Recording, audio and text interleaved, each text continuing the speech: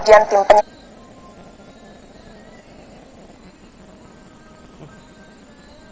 penyelam melakukan aktivitasnya, menyelam tentu saja di beberapa lokasi yang ditentukan. Sejauh pengamatan Anda di lapangan saat ini, terutama di Pelabuhan Kumai dan sekitarnya, tempat tim evakuasi yang sedang bekerja saat ini, apakah tim penyelam sudah mulai diaktifkan untuk menyelam ke beberapa titik lokasi pencarian?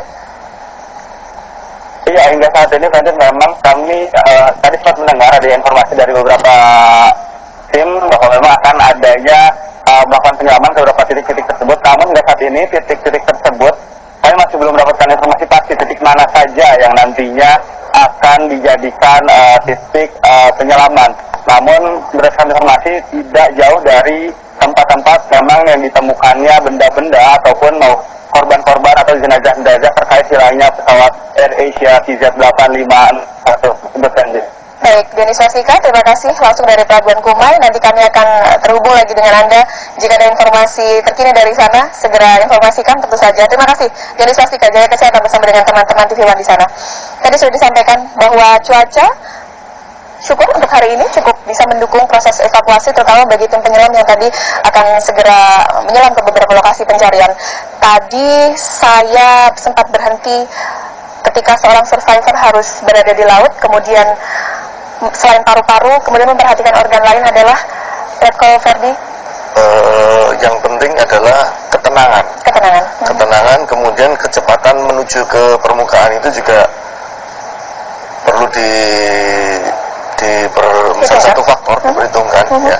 Karena kalau terlalu cepat muncul ke permukaan, nanti juga membahayakan bagi tekanan di paru-paru ya, akan tidak kuat. Artinya harus bisa secara konstan, begitu stabil ketika naik, tidak boleh terlalu cepat dan tidak boleh kurang waktunya.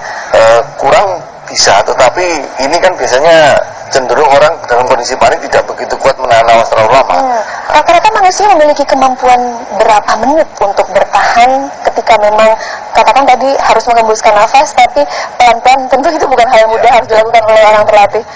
Memang yang utama adalah don't be panic, karena orang panik itu dia akan lebih boros penggunaan oksigen. Kemudian karena denyut jantung naik kan berarti sirkulasi darah makin besar, makin cepat oksigen yang dibutuhkan makin besar. Nah, itu yang utama adalah don't be panic. Kemudian pada waktu kita naik, buang udara tadi tidak boleh melebihi gelembung udara. Memang di sini kadang-kadang ada suatu dilema seseorang, kalau saya terlalu dalam, saya harus cepat.